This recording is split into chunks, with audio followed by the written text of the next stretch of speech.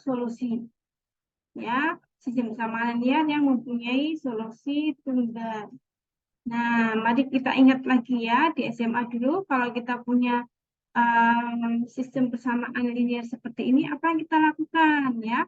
Dulu kita gunakan metode eliminasi lalu substitusi. Ya, ini ya, jadi kita hendak mengeliminasi X ya yang ada di bawah ini ya, persamaan bawah ini. Caranya bagaimana? Caranya dulu ya, kita kalikan yang di atas ini dengan min 2 ya.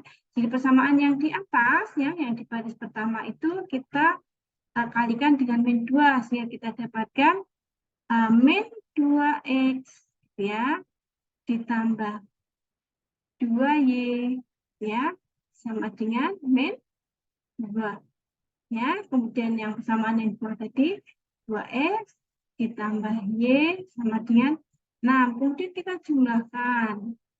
Ya, kita jumlahkan ternyata ini 0 ya. Ini jadi 3y, yang 2y ditambah y, dan min 2 ditambah 6 sama dengan 4.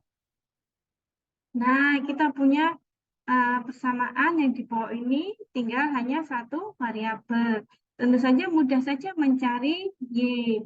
Y akan sama dengan 4/3.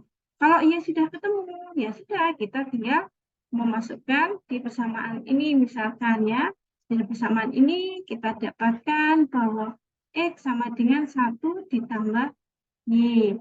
Nah, karena Y-nya sudah tahu 4/3, maka X sama dengan 1 ditambah 4/3 ya. 1 ditambah 4/3 sama dengan 7/3. Nah, ini hasilnya. Nah, ini hasilnya. Ini yang disebut dengan solusi, ya. Solusi dari sistem persamaan linear yang di contoh ini. Dan solusi ini hanya satu, ya, unik, ya. Solusinya hanya satu saja.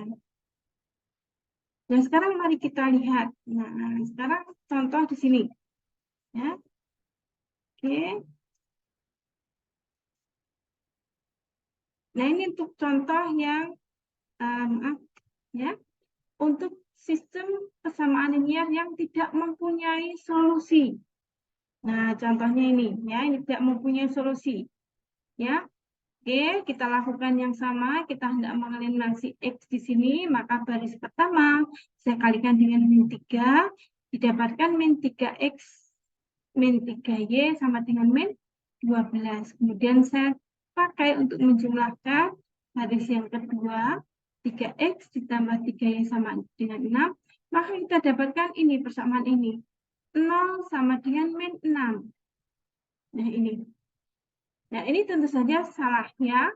Salah. Nah, kalau menjumpai seperti ini, maka dipastikan sistem persamaan ini tidak mempunyai solusi. Ya, jadi tidak ada solusinya ini. Ini tidak ada solusinya.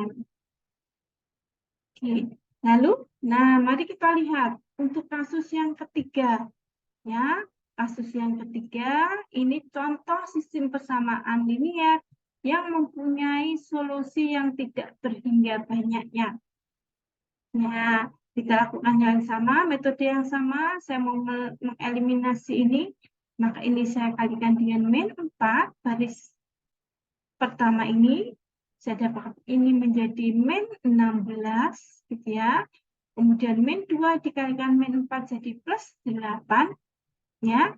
Kemudian 1 dikalikan min 4 jadi min 4, kemudian kita tambahkan dengan baris yang ketiga, kita dapatkan yang kiri sama dengan 0, yang kanan juga sama dengan 0. Jadi ini 0 sama dengan 0. Jadi bagaimana? Ya, jadi bagaimana? Kita tinggal baris yang di atas ini. Ya, yang ini. Ya, yang 4X min 2Y sama dengan 1. Perhatikan, ini adalah satu persamaan linear. Dan kalau kita lihat, ya, persamaan ini mempunyai solusi yang tidak berhingga banyaknya. Ya, kalau X-nya berapa, maka Y-nya dapat berapa. Ya, kalau X-nya 0 misalkan, maka Y-nya dapat min setengah. Ya, kalau X-nya 1, gitu ya, berarti Y-nya 3/2, demikian dan seterusnya. Ya, sehingga sistem persamaan ini ternyata mempunyai solusi yang tidak berhingga banyaknya. Nah, dalam studi kita di sini, ya, untuk sistem linier yang solusinya tidak berhingga banyaknya, kita akan tuliskan atau akan ekspresikan solusi sistem linier tadi dengan persamaan yang disebut sebagai persamaan parametrik. Ya, jadi sepasang persamaan yang disebut sebagai persamaan parametrik. Ya, jadi kita umpamakan terlebih dahulu salah satu variabel Y dengan T. Ya, jadi Y itu sama dengan T. Lalu X-nya bagaimana? Nah, X-nya kita ambil dari sini. Ya, dari persamaan ini, ya kita ubah menjadi X sama dengan, kita dapatkan X sama dengan 1/4 ditambah setengah Y. Kan ya?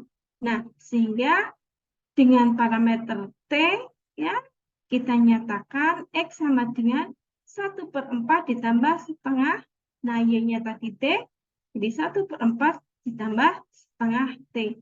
Nah, ini disebut dengan persamaan parametrik.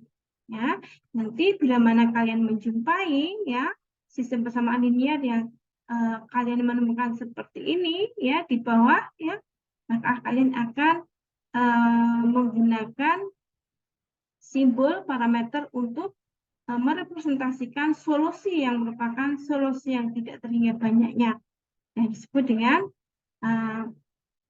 persamaan parametrik. Oke, sampai di sini ada yang mau ditanyakan?